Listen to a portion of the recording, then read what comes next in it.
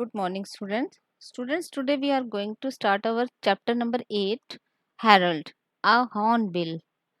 Herald, a hornbill. Hornbill, you should know, it's a type of a bird whose name is Herald in this chapter. Students, first of all, we will read about the author of the chapter. भाई author वो author हैं जो बच्चों के हमेशा से favorite author रहे हैं, Ruskin Bond, an Indian writer of British descent, एक इंडियन राइटर है जिनका मूल ब्रिटिश है. Bond is possibly India's best known and most widely read author. Ruskin Bond India में सबसे फेमस ऑथर रहे हैं and specially favourite for the children. He started writing at an early age and since then has consistently written stories that reflect life in the hill stations of the Himalayas. भाई छोटी सी उम्र में ही उन्होंने stories लिखना start कर दिया था और उसके बाद वो कंटिन्यूस लिखते जा रहे हैं और उनकी सारी स्टोरीज में हिमालयाज के हिल्स इन सबको भी बहुत अच्छे से डिस्क्राइब किया गया है. Bond was awarded Padma Shri in 1999 and Padma Bhushan in 2014 in recognition of his contribution in children's literature. उन्हें पद्मश्री का अवार्ड दिया गया 1999 में और पद्म भूषण 2014 में, स्पेशली उनका कंट्रीब्यूशन चिल्ड्रंस लिटरेचर में. Let's read what does he express for the children in this special chapter. This is a fascinating story about Harold, a pet hornbill which the narrator had when he was a little boy. Read about how Harold finds a new home when he falls out of his nest. भाई एक ये बहुत fascinating story है, fascinating surprising story है एक pet hornbill की. Type of A bird है, मैंने आपको बताया था, जो पेट थी उनके घर में, which the narrator had when he was a little boy. उन्होंने उसको पेट रखा था अपना जब नरेटर बहुत छोटे थे. अब हमें ये पोएम हमें इस चैप्टर को पढ़ने के बाद पता लगाना है कि भाई हेरल्ड को अपना नया घर कैसे मिला जब वो अपने नेस्ट में से नीचे गिर गया. Harold's mother, like all good hornbills, was the most careful of wives. His father was the most easygoing of husbands. In January, long before the flame tree flowered, Harold's father took his wife into a great hole high in the tree trunk. Students, look at the Harold की जो mother थी वो जैसे सब hornbill की mother होती है बहुत केयरफुल थी, केयरफुल वाइफ्स भी थी. हिज फादर, उसके जो फादर थे हेरल्ड के, वो भी बहुत इजी गोइंग हस्बैंड थे. इजी गोइंग मतलब काम and relaxed, not not easily worried, इतनी जल्दी हार मानने वाले नहीं, परेशान होने वाले नहीं, इजी गोइंग हस्बैंड थे यानी हेरल्ड के फादर. इन जनवरी लॉन्ग, जब before the flame tree flower, अब जिस ट्री पर फ्लेम ट्री पर वो रहते थे हेरल्ड के फादर और मदर, जनवरी में फ्लावरिंग होने से पहले हेरल्ड के फादर अपनी वाइफ को ट्री के जिस ट्री के ऊपर वो रहते थे उस ट्री की जो सबसे ऊपर वाली ब्रांच थी उसमें एक बहुत बड़ा होल था, वहां पर लेकर जाते हैं. अब आपको ये पैसेज समझ आ गया होगा, पैराग्राफ, कि इसमें हेरल्ड की जो मदर हैं वो बहुत केयरफुल बताई गई है, उसके फादर बहुत इजी गोइंग. जनवरी में जब फ्लावर आने वाले थे उस ट्री के ऊपर तो हेरल्ड के फादर हेरल्ड की मदर को सबसे ऊपर वाली ब्रांच में एक होल था, वहां पर उसको ले जाते हैं. In this weather-beaten hollow, Harold's mother was enclosed within the hole by a sturdy wall of earth, sticks and dung. In this weather-beaten hollow, weather-beaten means damaged by the weather. भाई ये जो होल था weather बिटन यानी मौसम की खराबी की वजह से डैमेज हो गया, तो हेरल्ड की मदर को इसके अंदर बंद कर दिया गया उसके फादर के द्वारा, by a sturdy wall of earth, यानी उसके होल के बाहर उन्होंने क्या बना दी, एक मड की दीवार.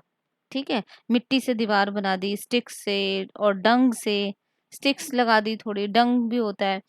हेरल्ड्स father left a small hole in the center of this wall to enable him to communicate with his wife whenever he felt like a chat. Harold के फादर ने उस जो दीवार उन्होंने आर्टिफिशियल बनाई थी मड से और स्टिक से, उनके बीच में एक छोटा सा होल कर देते हैं ताकि उनका जब भी बात करने का मन करे अपनी वाइफ से तो वो बात कर सके और उसको एयर भी मिलती रहे. Walled up in her uncomfortable room, Harold's mother was a prisoner for over 2 month. Harold की मदर उसके अंदर बंद रही। प्रिजनर यहाँ ये नहीं है कि उसको कैद करके रख लिया गया, यहाँ पर Harold was about to born, Harold को बॉर्न करना था उनको, इसलिए वो उधर बंद हो गई थी। 2 महीने के लिए उसको उस अनकंफर्टेबल रूम में बंद होना पड़ा। During this period an egg was laid and Harold was born. और अब इस 2 महीने में एक एग ले हुआ और हैरल्ड का जन्म हुआ, हैरल्ड बर्ड का। In his naked boyhood Harold was no beauty. भाई हैरल्ड जब बिल्कुल छोटा था, बॉयहुड बिल्कुल new born baby like this, Harold तब उसकी कोई ब्यूटी नहीं थी, बिल्कुल अच्छा नहीं लगता था। His most promising feature was his flaming red bill matching the blossoms of the flame tree, which was now ablaze, heralding the summer. यहाँ देखिए उसका सबसे प्रोमिसिंग फीचर सबसे अट्रैक्टिव चीज क्या थी उसकी बॉडी में, उसकी फ्लेमिंग रेड बिल, आगे की जो चोंच होती है ना रेड कलर की, जो उस ट्री के फ्लावर से मैच करती थी।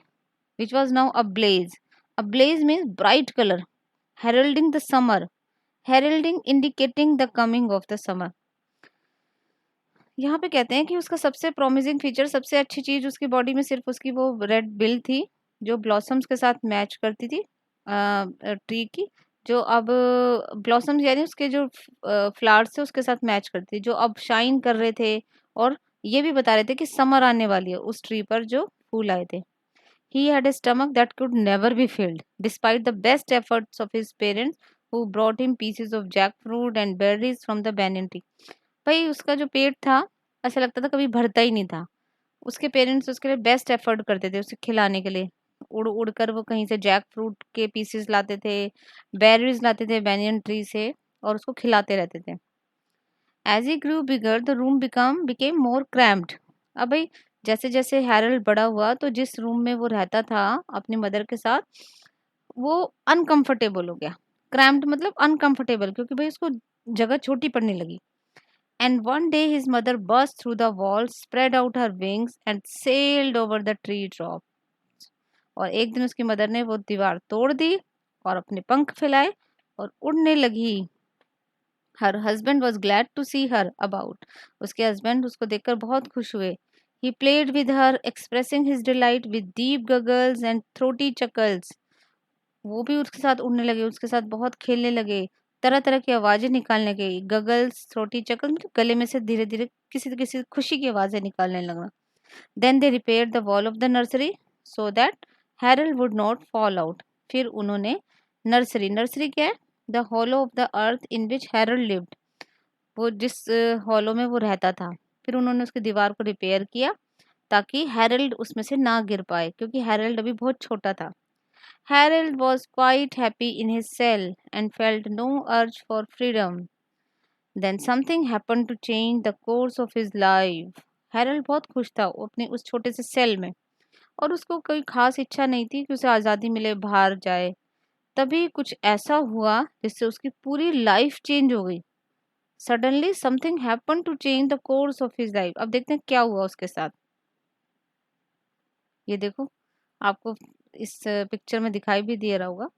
One afternoon, he was awakened from his sister by a loud thumping on the wall, a sound quite different from that made by his parent. एक दिन दिन के समय वो जाग गया। फ्रॉम हिज सिस्टर, सिस्टर यानी शॉर्ट नैप, हल्की सी झपकी ले रहा था, वहां से जाग गया। By a loud thumping on the wall, wall के ऊपर एक जोर से आवाज आई, किसी चीज की जोर से। अ साउंड, ऐसी आवाज जो उसके पेरेंट्स जो करते थे उससे बिल्कुल अलग थी।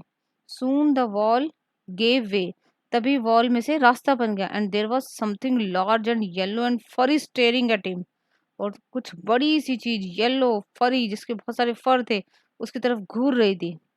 Not his parents bills but the hungry eyes of a civet cat.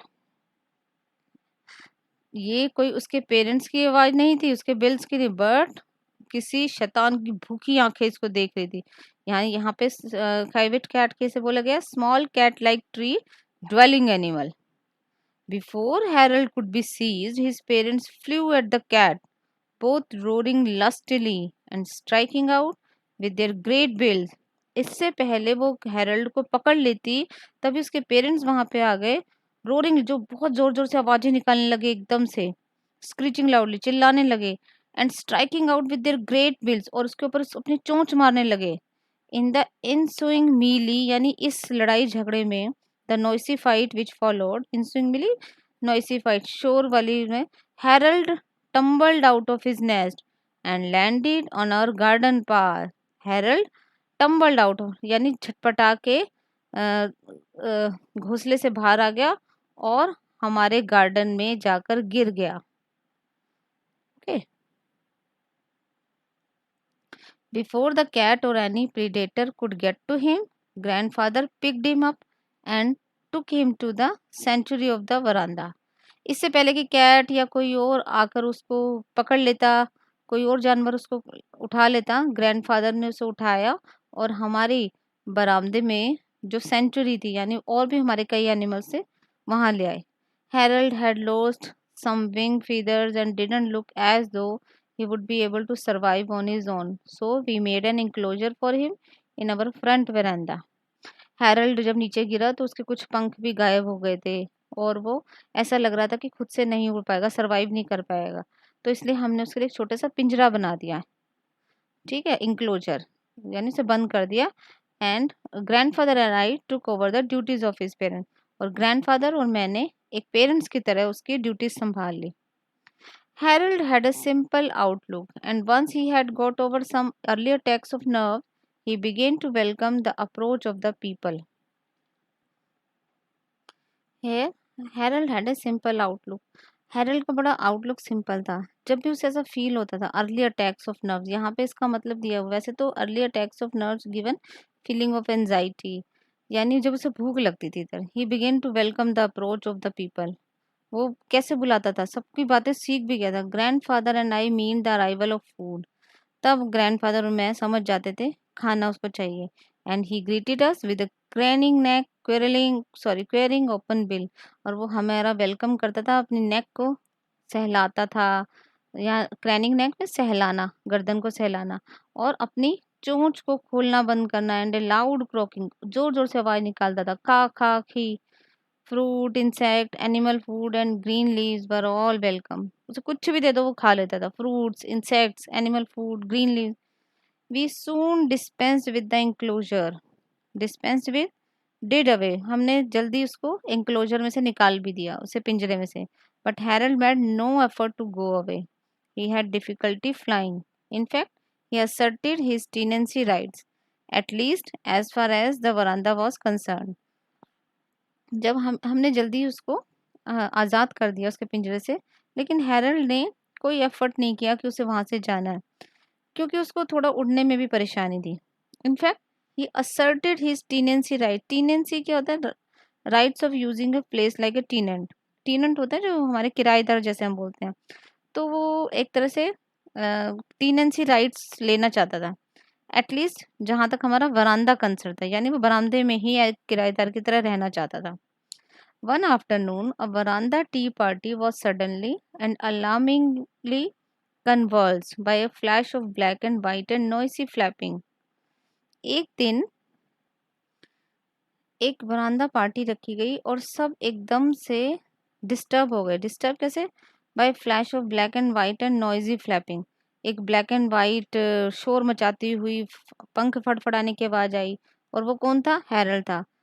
उसने क्या किया? And behold the last and the only loaf of bread had been seized by Harold, और लास्ट ब्रेड का जो टुकड़ा था वो हैरल्ड ने एकदम से ले लिया और and carried off to his perch near the ceiling, और जहां उसने अपना घोंसला बनाया हुआ था ना सीलिंग पर, वहां ले गया। Harold was not beautiful by Hollywood standards, he had a small body and a large head, but he was good natured. Harold भाई बहुत सुंदर तो नहीं था हॉलीवुड स्टैंडर्ड को देखें, लेकिन एक छोटी सी बॉडी थी उसके, बड़ा सा सिर था, लेकिन नेचर वाइज वो बहुत अच्छा था। एंड फ्रेंडली, और फ्रेंडली भी था। And he remained on good terms with most members of the house hold during his life time of 12 years, और 12 साल तक वो हमारे घर में बहुत फ्रेंडली रहा। गुड टर्म्स ऑफ कंडीशंस क्या होती है यहाँ पे, कि भाई हर किसी के साथ उसके अच्छे संबंध थे हमारे घर में 12 साल तक। Harold's best friend were those who fed him, and he was willing even to share his food with us, sometimes trying to feed me with his great beak. Harold के बेस्ट बेस्ट फ्रेंड कौन थे? वो जो उसको खाना खिलाते थे। हमने अभी स्टार्टिंग में पढ़ा था कि उसका पेट कभी नहीं भरता था, उसको खाने का बहुत शौक था और वो हमेशा शेयर भी करना चाहता था ऐसे लोगों से, और सम टाइम वो ट्राई भी करता था कि अपनी चोंच से खिलाए। While I turn down his offers of beetles and similar delicacies, I did occasionally share a banana with him. जब वो मुझे खिलाना चाहता था बीटल्स, सम डेलिकेसीज, मैं मना कर देता था, लेकिन मैं बनाना उसके साथ शेयर कर लेता था। यहाँ ऑथर कौन है? Ruskin Bond. Eating was a serious business for Harold. भाई ईट, खाना खाना और खाना हैरल्ड के लिए एक सीरियस बिजनेस था। And if there was any delay at meal time, he would summon me with raucous barks and vigorous bangs of his bill on the woodwork of the kitchen window. थोड़ी सी भी देर अगर उसके खाने के time में हो जाए तो एक तरह से वो समन, ही वुड समन मी, वो मेरे खिलाफ racks barks is given here loud and rough calls, बहुत जोर जोर से आवाजें निकालना शुरू हो जाता था। And vigorous bangs of his bill, और बहुत तरह तरह की आवाज निकालते थे जब किचन विंडो पे वुडन वर्क था उसके ऊपर चोंच मार मार के। Harold gave much time and thought to his personal appearance. Harold अपने बहुत टाइम देता था अपनी पर्सनल अपीयरेंस के बारे में भी, यानी बहुत कंसर्न था। ही carried a rock pot on his person and used it very skillfully as an item of his morning toilet. This rock pot was a small gland situated above the roots of his tail feathers. It produced a rich yellow fluid. अब भाई Harald की body पर ही एक छोटा सा मतलब उसकी physical characteristic में एक रफ सा पॉट बना हुआ था इसकी बॉडी पर ही, जहाँ से वो एक लिक्विड निकालता था येलो कलर का, लाइक मॉर्निंग टॉयलेट भी लगा सकते हैं हम इसको। जब वो लिक्विड निकालता था तो Harold would dip into his rough rock pot from time to time and then rub the color over his feathers and the back of his neck. वो अपनी बॉडी को उसमें डिप करके और अपनी पूरी बॉडी पर उसको फैला लेता था। It would come of on my hands when ever I touch him. कभी कभी वो मेरे हाथ पर भी टच हो जाता था जब मैं उसके हैरल्ड को टच करता था। Harold would toy with anything bright और glittering, often swallowing it afterward. कोई भी चीज़ जो बहुत कलरफुल लगती थी हैरल्ड उसके साथ खेलता था, बहुत ज़्यादा जो चमकती थी।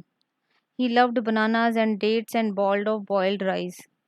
उसे बनानास, खजूर और बॉइल्ड राइस के बॉल्स पसंद थी। I would throw him the rice balls and he would catch them in his beaks, toss them in the air and let them drop into his open mouth. मैं जब उसकी तरफ boiled rice फेंकता था तो उसे कैच करता था अपनी चोंच से, एयर में टॉस करता था जोर से और फिर अपने मुंह में कैच कर लेता था। He perfected this trick of catching things, and in time I taught him to catch a tennis ball thrown with some force from a distance of 15 yards. उसकी ये कैचिंग जो स्किल थी बहुत अच्छी थी और कुछ दिनों में तो मैंने उसे टेनिस बॉल भी कैच करना सिखा दिया था जो मैं 15 यार्ड्स के डिस्टेंस से फेंकता था। Although Harold never seemed to drink any water, he loved the rain. ऐसा हमने देखा नहीं कि हैरल्ड पानी पीता था, लेकिन उसे बारिश बहुत पसंद थी। We always knew when it was going to rain because Harold would start chuckling to himself about an hour before the first rain drops fell.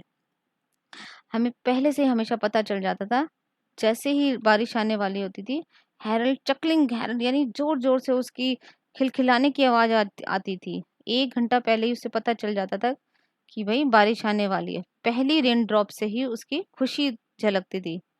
This use to irritate this use to irritate aunt Ruby. और इन इस चीज से ना aunt Ruby बहुत irritate होती थी। She was always being caught in the rain. हमेशा वो बारिश में भीग जाती थी। Harold would be chuckling when she left the house and when she return drying to the skin he would be in fits of laughter. और aunty को हमेशा जाना पड़ता था, जैसे ही वो वापस आती थी वो पूरी गीली होती थी तो हैरल्ड बहुत जोर जोर से हंसता था। As storm clouds would gather and gusts of winds would shake the banana trees, Harold would get very excited and his chuckle would change to an eerie whistle. जैसे ही काले बादल छा जाते थे, हवा तेज-तेज चलने लग जाती थी, बनाना ट्री की पत्तियाँ हिलने लग जाती थी। हैरोल्ड इस मौसम से बहुत एक्साइटेड हो जाता था और उसकी जो चकलिंग की जो आवाज़ थी, वो एक सीटी में चेंज हो जाती थी। Eerie whistle, we we he would scream and then as the first drop of rain hit the veranda steps and the scent of the fresh earth passed through the house, he would start roaring with pleasure. जैसे ही वो चिल्लाना शुरू कर देता, eerie whistle निकालना start कर देता था और जैसे ही पहली बूंदें गिरनी शुरू हो जाती थी बरामदा में और मिट्टी की खुशबू जैसी ही आती थी, वो जोर जोर से खुशी के मारे शोर मचाना शुरू हो जाता था. The wind would carry the rain into the veranda, and Harold would spread out his wings and dance, tumbling about like a circus down. और जैसे ही अ, बारिश यानी हवा बारिश को अंदर बरामदे में लेके आती थी, वो डांस करना शुरू कर देता था, टंग एक सर्कस जोकर की तरह. My grandparents I would come out on the verandah and share his happiness. मैं और मेरे ग्रैंड पेरेंट्स बाहर आ जाते थे उसकी हैप्पीनेस को शेयर करने के लिए. Many years later I still miss Harold's raucous bark and the banging of his great bill. आज इतने सालों बाद भी मैं हैरल्ड को मिस करता हूँ, उसकी आवाज़ को जो वो निकालता था, उसकी चोंच मारने की आवाज़ को. If there is a heaven for good hornbill, I sincerely hope he is getting all the summer showers he could wish for and plenty of tennis balls to catch. अगर वो कहीं स्वर्ग में है हॉर्नबिल्स के, तो मैं उम्मीद करता हूँ उसे वही रेन को फील कर रहा हो, समर शॉवर्स को, और काश उसके पास बहुत सारी टेनिस बॉल्स हो कैच करने के लिए. I hope the chapter is clear to all. This is all for the day. Thank you. Have a nice day.